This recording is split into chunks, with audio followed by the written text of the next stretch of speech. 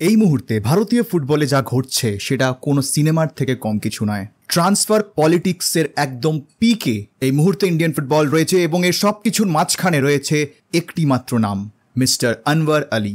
এই মুহূর্তে কেউ বলতে পারছে না যে এই প্লেয়ারটিকে নিয়ে কি সিদ্ধান্ত নেওয়া হয়েছে, এই প্লেয়ারটি যাচ্ছে কোথায়, প্লেয়ারটি খেলবে কোথায়, তিনি মোহনবাগানের নাকি তিনি ইস্ট বেঙ্গলের নাকি তিনি অন্য কোনো আইএসএল ক্লাবের, কেউ খুলে কিন্তু এই ব্যাপারটা আজকে তিনি দাঁড়িয়ে তোমাদেরকে বলতে পারবে না। আমরা যদিও কালকে জেনেছিলাম যে মোহনবাগানের কি বক্তব্য ছিল এই পুরো ট্রান্সফার সাগাটাকে নিয়ে, এবং আমি কালকের ভিডিওতে, তোমরা যারা কালকের ভিডিও আমার দেখেছো একদম লাস্টের ভিডিওটা আনওয়ার আলীকে নিয়ে, সেখানে আমি স্পষ্ট বলেছি যে খেলা কিন্তু এখান থেকেই শুরু। মোহনবাগান জাস্ট নিজেদের কাউন্টারটা রেখেছে রঞ্জিত বাজাজের সেই বক্তব্যে, যেখানে তিনি বলেছিলেন যে আনওয়ার আলী ইনভ্যালিড কন্ট্রাক্টে আছেন মোহনবাগানে এবং সেই কন্ট্রাক্ট ভেঙে এই মুহূর্তে অন্য আইএসএল ক্লাবে তাকে পাঠানোর চেষ্টা তারা করছেন। এটার কাউন্টারে মোহনবাগান কালকে আনওয়ার আলীকে নিয়ে পোস্ট করে। কালকে আমরা জানতে পারি বিভিন্ন সূত্র থেকে যে মোহনবাগানের বক্তব্য এটাই যে আনওয়ার আলীকে তার নিজের কন্ট্রাক্ট এখানে কমপ্লিট করেই যেতে হবে, কোনো রকমের ব্ল্যাকমেল তারা কিন্তু সহ্য করবে না, এবং আইদার মোহনবাগানেই তাকে থাকতে হবে তাদের নিজস্ব টার্মসে, যেটা অলরেডি সেট করা হয়েছিল গত মরশুমে। নতুন করে কোনো রকমের নেগোসিয়েশনের মোহনবাগান যেতে রাজি নয়, অথবা তাকে কিন্তু চলে যেতে হবে মোহনবাগান ছেড়ে। বাট মোহনবাগান নিজেদের বক্তব্যে জানিয়েছিল যে এই কন্ট্রাক্টটা ইজ প্রিটি মাচ ভ্যালিড, এবং যেহেতু এআইএফএফ এখনও এই রুলটাকে আমাদের ভারতীয় ফুটবলে ইমপ্লিমেন্ট করেনি, সেই কারণে এখানে কোনো মতেই আমরা আনওয়ার আলীকে ছাড়বো না। তো বেসিক্যালি পুরোপুরি ব্যাপারটা এখন একটা লিগাল ডিসপিউটে গিয়ে দাঁড়িয়েছে, যেখানে আনওয়ার আলীর ক্যাম্প থেকে ডিমান্ড করা হচ্ছে একটা সার্টেন অ্যামাউন্ট অফ মানি, একটা certain amount of game time, একটা সার্টেন অ্যামাউন্ট অফ স্ট্রাকচার, যেটা এই মুহূর্তে তিনি মোহনবাগানে পাচ্ছেন না। এবং সত্যি বলতে ফাইন্যান্সিয়ালি যাই প্যাকেজ হয়ে থাক না কেন, মোহনবাগানের পক্ষে সেটা দেওয়া অসম্ভব নয়। তারা চাইলেই দিয়ে দিতে পারে সেই প্যাকেজটা, কিন্তু সেটা তো ব্ল্যাকমেল করে নেওয়া হচ্ছে, রাইট? একটা তোমরা অলরেডি কন্ট্রাক্ট 4 বছরের চুক্তি সাইন করেছো একটা পার্টিকুলার টার্মসে, তো হঠাৎ করে এখন তোমরা যদি এসে বলো যে না আমরা এই টার্মসে খেলবো না, এবং যেহেতু ফিফা বলে দিয়েছে যে 1 বছরের বেশি লোন থাকবে না, তো আমরা যেহেতু পেরেন্ট ক্লাব দিল্লি এফসি, আমরা আমাদের প্লেয়ারটিকে রিকল করে নিচ্ছি লোন থেকে এবং আমরা অন্য জায়গায় তাকে পাঠিয়ে দিচ্ছি। এটা সম্ভব, এটা যে কোনো পেরেন্ট ক্লাব করে থাকে। যদি তাদের মনে হয় যে তাদের যে প্লেয়ার তারা লোনে পাঠিয়েছে সেটা ঠিক এফেক্টিভ হচ্ছে না, যে কোনো পেরেন্ট ক্লাব চাইলে সেই প্লেয়ারটিকে অন লোন থেকে ফেরত নিয়ে আসতে পারে। এটা ওয়ার্ল্ড ফুটবলে আমরা অনেক জায়গায় দেখেছি। বাট প্রবলেমটা হচ্ছে এখানেই যে হয়তো আনওয়ার আলী মোহনবাগানেই খেলতে চান, না হলে কেন এত ড্র্যাগ হবে পুরো ইস্যুটা। আজকে হঠাৎ করে খবর এলো যে 5 বছরের চুক্তিতে তিনি ইস্ট বেঙ্গলে সাইন করেছেন। ডেফিনেটলি যদি এটা হয়ে থাকে তাহলে ইস্ট বেঙ্গলের জন্য এটা একটা massive signing, one of the biggest signings in this transfer window. কিন্তু ব্যাপারটা হচ্ছে যে এখানে কেউ শিওরই নয় যে এক্স্যাক্টলি সিচুয়েশনটা কি, বিকজ এটা পুরোপুরি একটা লিগাল ডিসপিউটে গিয়ে দাঁড়িয়েছে। এআইএফএফ এর কাছে 3 বছর সময় ছিল এই ফিফার রুলটাকে ইমপ্লিমেন্ট করা। সেই রুলটা ইমপ্লিমেন্ট হওয়ার কথা ফ্রম 2025, কিন্তু যেহেতু মোহনবাগানের এই চুক্তিটা এর আগে হয়ে গেছে, তো সেখানে মোহনবাগান তাদের নিজেদের পার্সপেক্টিভ থেকে কারেক্ট যে আমাদের তো চুক্তি আগে হয়েছে, এই রুলটা তোমরা যবে ইমপ্লিমেন্ট করছো তার আগে চুক্তি হয়েছে, তো ডেফিনেটলি এই লোন স্পেলটা ভ্যালিড। কিন্তু দিল্লি এফসির থেকে বলা হচ্ছে যে আমরা পেরেন্ট ক্লাব, আমরা যখন বলছি লোন ডিলটা ভ্যালিড নয়, আমরা আমাদের প্লেয়ারকে বার করে আনবো এবং আমরা আমাদের মতন অন্য ক্লাবে পাঠাবো। এবার তুমি যদি চাও এই প্লেয়ারটিকে রাখতে তাহলে পার্মানেন্ট ট্রান্সফারই রাখো, কিন্তু এই ডিমান্ডগুলো তোমরা কমপ্লিট করো, তবে আমরা তোমার প্লেয়ারকে রাখবো তোমাদের কাছেই। কিন্তু এটা তো ঠিক নয়। এবং আনওয়ার আলী, যেখানে তিনি জানেন যে তিনি যেই সময়টা এখন এই মুহূর্তে খেলছেন এটা তার জন্য পুরোপুরি একটা বোনাস, তার ফুটবল খেলার কথাই ছিল না, তিনি ফুটবল থেকে বহু দূরে চলে গেছিলেন, তাহলে সেখান থেকে দাঁড়িয়ে তার কাছে মোহনবাগানে খেলার একটা অপরচুনিটি এসেছিল, তিনি সেই অপরচুনিটি নিয়েছেন, তিনি ফুটবল সেখানে খেলছেন, সেখানে নাম করেছেন, সেখানে ভালোবাসা পেয়েছেন, এই বছর এসিএল খেলবেন, তো আনওয়ার আলীর কাছে তো সব কিছুই রয়েছে।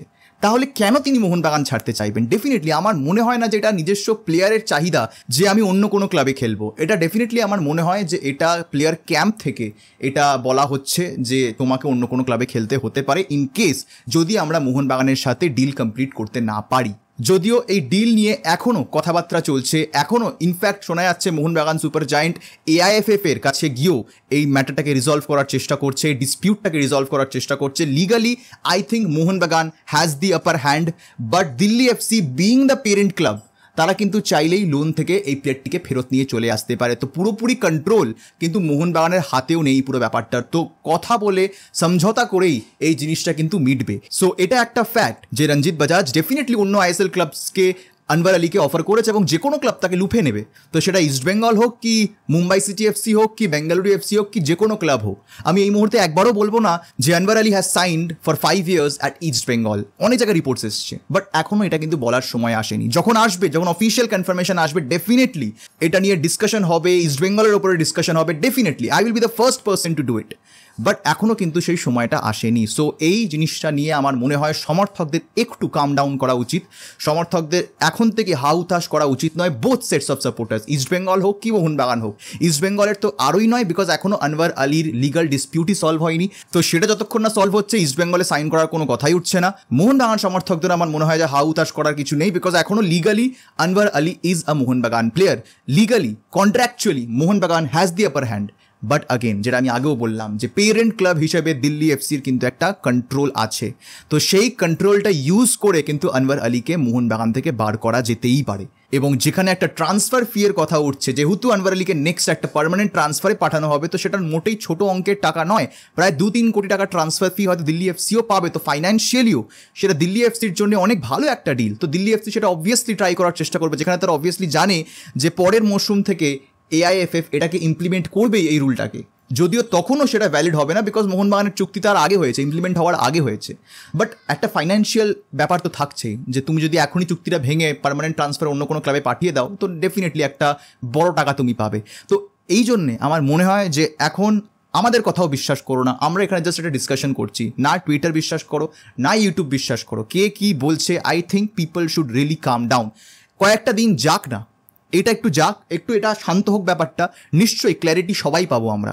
এত বড় বড় জার্নালিস্ট রয়েছেন, তারা যখন চুপ আছেন, তো আমাদের মনে হয় যে আমাদেরও এই সাগাটাকে নিয়ে এত চর্চা করা উচিত নয়। আমি করছি এই কারণে আজকে, because people are going crazy. এটা আমার জাস্ট রিকোয়েস্ট একটা সকল সমর্থকদের, ইস্টবেঙ্গল মোহনবাগান সব সমর্থকদেরই, যে please let's go with the flow. একটু সময় যাক, দেখা যাক না কোথায় যায়। লিগাল ডিসপিউট যদি হয়ে থাকে তাহলে ডেফিনেটলি সেটা লিগালি ফাইট করা হবে। তো let's wait for that, let's wait for some credible sources to report about Anwar Ali, যেটা কালকে আমরা পেয়েছি। মার্কাস জানিয়েছেন যে এখন এত চিন্তা করার কিছু নেই। তো সেই কারণে let's come down. Transfer market is volatile, তো সেখানে যে কোনো কিছু হতে পারে। এগুলো নতুন কিছু নয় ভারতীয় ফুটবলের জন্য। যদি এরকম কিছু হয়ে থাকে যে আনভার আলী ইস্টবেঙ্গলে যাচ্ছেন, তো এটা নতুন কিছু নয়। এটাকে নিয়ে এত মাতামাতি, এত পাগলামি করার কোনো কিছু নেই। ইস্টবেঙ্গল ইস্টবেঙ্গলের মতন চলবে, মোহনবাগান মোহনবাগানের মতন চলবে। আনভার আলী জাস্ট একটা ভেরিয়েবল তার মধ্যে। এবং সত্যি এটা এমন একটা ট্রান্সফার নিউজ এবং এমন একটা এটা স্টোরি, মানে পুরো transfer politics at its peak. But যাই হোক, এটা ছিল আমার বক্তব্য এই পুরো আনভার আলীর কেসটাকে নিয়ে। কালকের ভিডিও যারা দেখোনি অবশ্যই দেখে নিও। আমি কালকে আলোচনা করেছি যে মোহনবাগানে কী বক্তব্য ছিল আনভার আলীকে নিয়ে, সেই সম্পর্কে বিস্তারিত আলোচনা রয়েছে। তো সেটা পারলে দেখে নিও, লিঙ্ক অবভিয়াসলি স্ক্রিনের সামনে তোমরা দেখতে পাচ্ছ। আপাতত আজকের এই ভিডিওটা আমি এখানেই শেষ করছি। দেখাবে তোমাদের সাথে পরের ভিডিওতে।